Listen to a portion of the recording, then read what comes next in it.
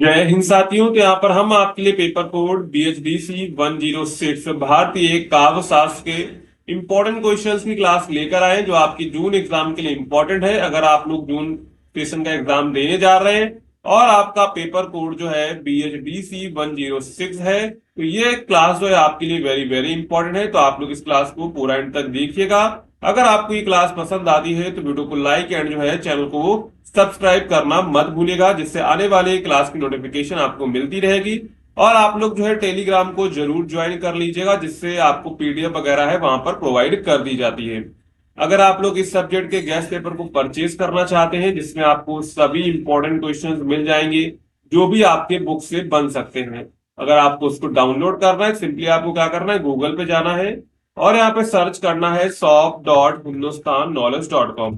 इसकी लिंक आपको जो है डिस्क्रिप्शन में मिल जाएगी, तो वहां से आप लोग एक्सेस कर लीजिएगा। अगर आप लोग वेबसाइट से नहीं परचेस कर पा रहे हैं तो डिस्क्रिप्शन में आपको एक नंबर दिया गया है, उस पर आप लोग व्हाट्सअप कर सकते हैं। ठीक है, अब यहाँ पर सिंपली सर्च कोड पे जाएंगे, यहाँ पर टाइप करेंगे BHDC 106। ठीक है, जैसे आप इसको लिखेंगे तो यहाँ पर देखिए आपका आ जाएगा BHDC 106 भारतीय काव्य शास्त्र इन हिंदी सॉल्व गेस्ट पेपर जून 2025 एग्जाम। सिंपली इस पर क्लिक करेंगे तो क्लिक करने के बाद आपके सामने कुछ प्रकार का पेज आएगा। आपको सिंपली करना है बाय नाउ के बटन पर क्लिक। जैसे आप करेंगे तो चेकआउट पेज खुलेगा। आपको सिंपली यहाँ पर डिटेल वगैरह फिलअप करनी है और फिर कंटिन्यू टू पेमेंट पर क्लिक करके जो है अपना पेमेंट करके इसको परचेज कर लेना है। अगर आपको कोई प्रॉब्लम होती है तो आप इस नंबर पे व्हाट्सअप या फिर व्हाट्सअप आइकन पर क्लिक करके हमारी टीम को व्हाट्सअप कर सकते हैं। अब चलते वापस अपने प्रश्नों की ओर। तो यहाँ पर हमारा पहला प्रश्न क्या कह रहा है, रीतिकाल से पूर्व हिंदी में काव्य शास्त्रीय चिंतन परंपरा पर प्रकाश डालिए। यानी ये रीतिकाल से पूर्व जो हिंदी में काव्य शास्त्र था उसकी जो चिंतन परंपरा थी उस पर हमको यहाँ पर प्रकाश डालना, यानी कि उसके बारे में लिखना है।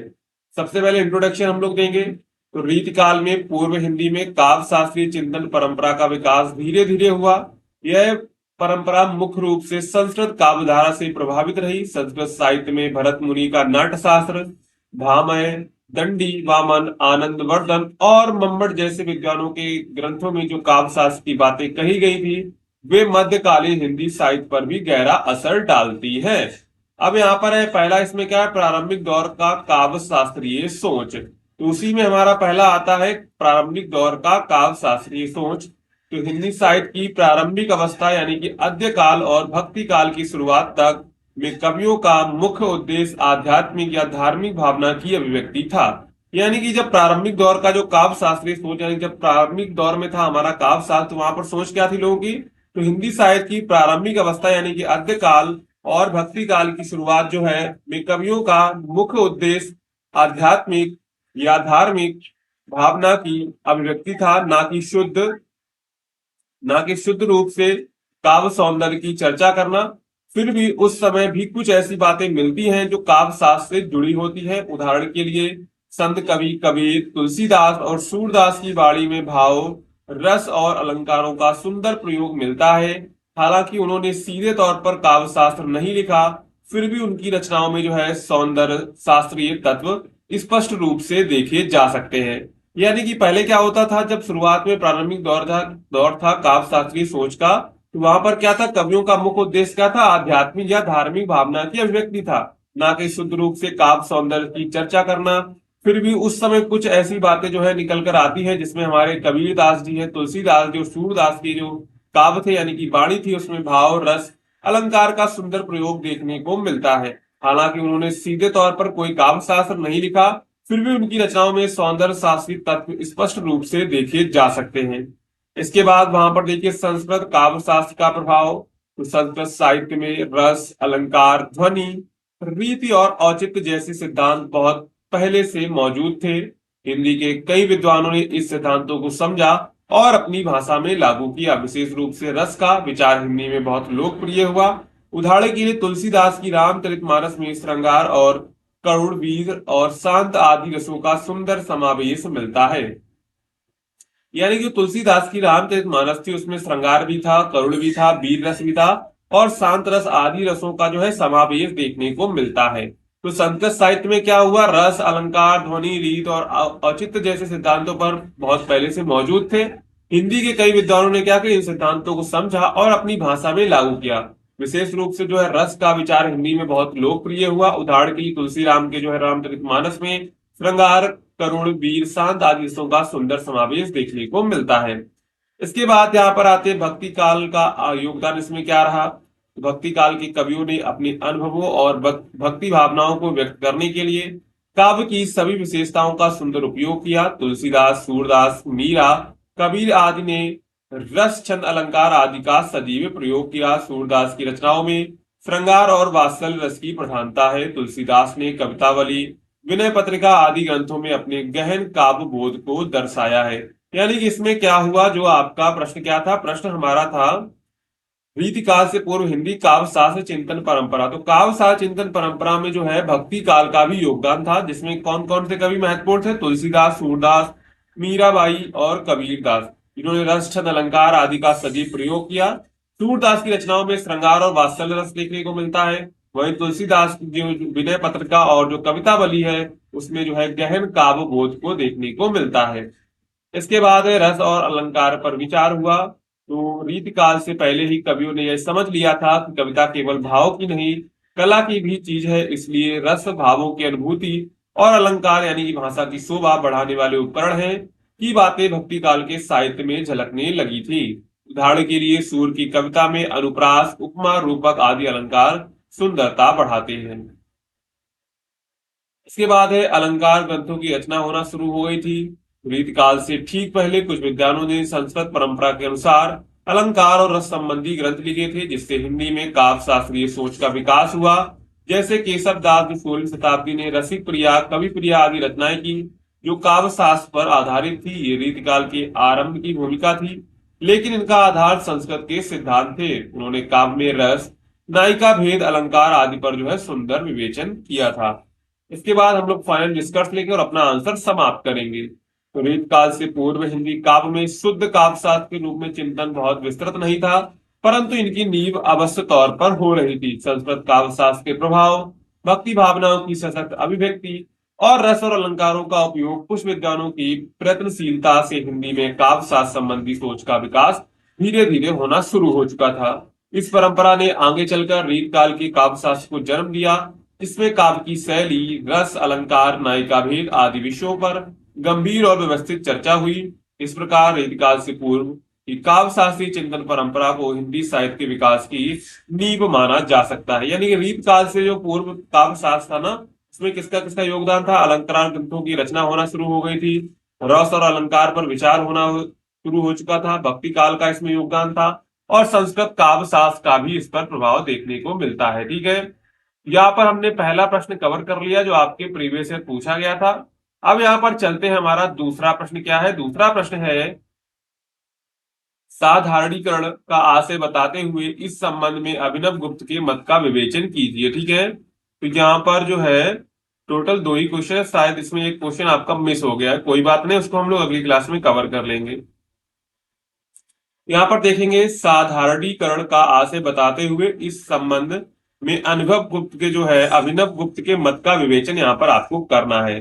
यहाँ पर देखेंगे सबसे पहले भारतीय काव्य शास्त्र में साधारणीकरण का एक महत्वपूर्ण अवधारणा है। यह विशेष रूप से जो है रस सिद्धांत से जुड़ी हुई है। रस सिद्धांत के अनुसार जब कोई पाठक या दर्शक किसी काव्य या नाटक को देखता है तो वह उसमें भावनात्मक रूप से डूब जाता है और पात्रों की भावनाओं को अपनी भावनाओं मानकर अनुभव करता है। तो यह भावनाओं को जो साझा अनुभव होता है उसी हम लोग क्या कहते हैं, साधारणीकरण कहते हैं। यानी कि जब कोई पाठक किसी काव्य रचना को पढ़ता है तो वो क्या होता है, उसमें डूब जाता है भावनात्मक रूप से, और वो क्या करते हैं, अपनी भावनाओं और जो पात्र की भावनाओं है उनको अपनों का जो पात्र की भावनाएं होती हैं उनको अपनी भावनाएं मानकर अनुभव करता है। इससे क्या होता है, उसके साथ जो उसका जो साझा अनुभव होता है उसी को हम लोग कहते हैं साधारणीकरण। ठीक है, इसके बाद यहाँ पर देखेंगे साधारणीकरण का आशय क्या है। तो साधारणीकरण का शाब्दिक अर्थ है सामान्य बनाना या सभी के लिए समान अनुभव योग्य बनाना। तो यहाँ पर जो साधारणीकरण का अर्थ क्या है, सभी के लिए जो भी रचना है वो सभी के लिए समान अनुभव की बनाई जाए। काव्य या नाटक में जो भावनाएं दिखाई जाती हैं वे किसी एक व्यक्ति की नहीं रहती, बल्कि उन्हें इस तरह प्रस्तुत किया जाता है कि हर पाठक या दर्शक उन्हें अपनी समझने लगता है। इसमें व्यक्ति विशेष की भावनाएं व्यक्तिगत ना रहकर सामूहिक अनुभव बन जाती हैं। यानी कि इसमें क्या होती है, जो व्यक्तिगत विशेष भावनाएं होती हैं वो किसी व्यक्ति की ना रहकर क्या बन जाती है, सामूहिक अनुभव बन जाती है। उदाहरण के लिए नाटक में एक पात्र की करुण स्थिति देखकर दर्शक रो पड़ता है, जबकि वही जानता है कि यह वास्तविक घटना नहीं है, फिर भी वह उस भाव को गहराई से महसूस करता है। यही साधारणीकरण है, जहां पात्र की भावना दर्शक की भी बन जाती है। तो साधारणीकरण क्या है, साधारणीकरण यह है कि जब जो है पाठक किसी काव्य रचना को पढ़ता है तो वो क्या करता है, तो वो जो है उसमें जो भावनात्मक जो रूप है उसमें डूब जाता है, और जो है पात्रों की भावनाओं को अपनी भावनाओं को समझकर अनुभव करता है। जो ये साझा अनुभव होता है इसी को हम लोग क्या कहते हैं, साधारणीकरण कहते हैं। ये इंपॉर्टेंट है, आप लोग इसको जरूर जो अच्छे से तैयार कर लीजिएगा। इसके बाद है साधारणीकरण के तीन तत्व होते हैं। विभाव, जो भावना को जागृत करता है, जैसे नायक नायिका उनका वातावरण। इसके बाद है अनुभाव, यानी कि भावना के बाहरी संकेत जैसे आंसू, मुस्कान। इसके बाद है व्यभिचारी भाव, मतलब कि सहायक भावनाएं जैसे चिंता, लज्जा, क्रोध आदि। तो साधारणीकरण कितने तत्व होते हैं, टोटल तीन तत्व होते हैं, विभाव, अनुभाव और व्यभिचारी भाव। इन तीनों को मिलाकर जब कोई स्थायी भाव जैसे प्रेम, करुणा, वीरता उदित होता है और दर्शक उसमें डूब जाता है तो रस की प्राप्ति होती है। इस प्रक्रिया में ही साधारणीकरण होता है। अब यहाँ पर देख लेते हैं अभिनव गुप्त के अनुसार साधारणीकरण क्या है। तो अभिनव गुप्त कश्मीर के महान आचार्य थे। उन्होंने भरत मुनि के नाट्यशास्त्र की व्याख्या करते हुए अभिनव भारती नामक जो है टीका लिखी। इसमें उन्होंने साधारणीकरण की सुंदर व्याख्या की थी। उनके अनुसार नाटक व काव्य में भावनाएं व्यक्तिगत नहीं रहती हैं, यानी कि अभिनेता या पात्र अपने व्यक्तिगत अनुभव नहीं दिखाते, बल्कि ऐसी भावनाएं प्रदर्शित करते हैं जो सबके हृदय में होती हैं। यानी कि जब भी कोई पात्र होगा वो क्या करते हैं, अपनी जो है व्यक्तिगत अनुभव नहीं दिखाते, बल्कि वो क्या करते हैं, ऐसी भावनाएं प्रदर्शित करते हैं जो सबके हृदय में होती है। यानी कि वो क्या हो जाती है, पब्लिक की जो है भावनाएं हो जाती, कोई व्यक्तिगत भावनाएं नहीं रहती है। इसके बाद है भावना का व्यक्तिगत पक्ष हटाकर उसे सामान्य बनाया जाता है। जब हम नायक के प्रेम को देखते हैं तो हम यह नहीं सोचते कि यह केवल उसकी प्रेम कहानी है, बल्कि हम उसे अपना प्रेम अनुभव कर लेते हैं। इसके बाद दर्शक रसास्वादन करता है, ना कि वास्तविक दुख या शोक। वह रोता है, हंसता है, वह भाव विभोर होता है, पर ये सब एक कलात्मक अनुभव के रूप में होते हैं, ना कि असली जीवन की तरह। यानी कि वो क्या करता है, इसको जो दर्शक होता है वो सिर्फ रसास्वादन यानी कि रस के रूप में स्वीकार करता है, ना कि वो कोई वास्तविक दुख या सुख होता है। इसके बाद है रस का अनुभव, यानी कि आत्म अनुभूति के रूप में होता है। अभिनव गुप्त ने यह भी कहा कि यह अनुभव एक तरह का आध्यात्मिक अनुभव होता है, आत्मा को स्पर्श करने वाला यह अनुभव होता है। ठीक है, इसके बाद चलते हैं यहाँ पर हमारी कुछ विशेष बातें देख लेते हैं इसमें। तो अनुभव, अभिनव गुप्त ने कहा कि रस का अनुभव तभी संभव होता है जब पाठक दर्शक अपनी व्यक्तिगत सीमाओं से ऊपर उठकर पात्र की भावनाओं को अपने अनुभव में बदल ले। इसके बाद उन्होंने रस को आनंद का अनुभव माना, ना कि केवल भावुकता और संवेदनशील का परिणाम माना। तो यहाँ पर उन्होंने रस को क्या माना, रस को जो है आनंद का अनुभव माना, ना कि क्या माना, केवल भाव, ये जो भावुकता है या फिर संवेदनशीलता का परिणाम होता है। इसके बाद यहाँ पर हम लोग निष्कर्ष लिखेंगे और अपना आंसर समाप्त करेंगे। तो साधारणीकरण भारतीय काव्य शास्त्र का एक मूलभूत सिद्धांत है, जो काव्य को केवल मनोरंजन का माध्यम नहीं रहने देता, बल्कि उसे एक गहरा भावनात्मक और आत्मिक अनुभव बना देता है। अभिनव गुप्त ने इस प्रक्रिया को सूक्ष्मता और गहराई से समझाया है। उनके अनुसार जब दर्शक पात्र की भावनाओं को अपने भीतर महसूस करता है और उसमें रम जाता है, तब रस की प्राप्ति होती है, और यही साधारणीकरण का सार है। यह कला और आत्मा का मिलन होता है। तो साधारणीकरण का मतलब क्या है, जब कोई पाठक क्या करता है, किसी पुस्तक को पढ़ता है तो उसमें क्या करता है, भावनात्मक रूप से जो है महसूस करता है, भावनात्मक रूप से जुड़ जाता है, और उसमें जो वो अनुभव साझा करता है उसी को हम लोग क्या कहते हैं, साधारणीकरण कहते हैं। तो टोटल यहाँ पर हमने कुछ इंपॉर्टेंट क्वेश्चंस को डिस्कस किया हुआ है जो आपके एग्जाम के लिए इंपॉर्टेंट थे। ठीक है, यहाँ पर शायद दूसरा क्वेश्चन मिस हो गया था, तो उसको हम लोग अगली क्लास में जो है कवर कर लेंगे। ठीक है, अगर आपको ये क्लास पसंद आई हो तो वीडियो को लाइक एंड जो है चैनल को सब्सक्राइब करना मत भूलिएगा, और टेलीग्राम चैनल को भी ज्वाइन कर लीजिएगा। ठीक है, मिलते हैं अगली क्लास में।